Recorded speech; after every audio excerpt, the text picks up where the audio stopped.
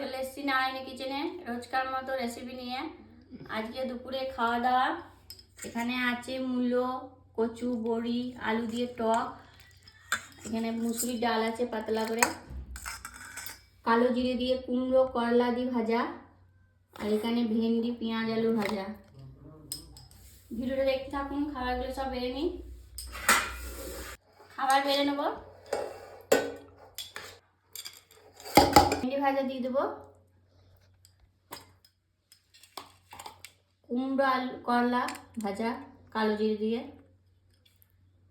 ডাল মুসুরির, টক এখানে আছে কচু, আলু, মূলো, বড়ি সব মিশিয়ে টক নিরামিষ।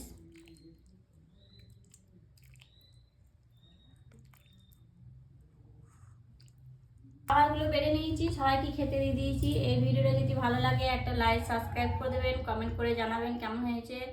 ভালো থাকবেন, সুস্থ থাকবেন, দেখা হবে নতুন কোনো ভিডিও নিয়ে।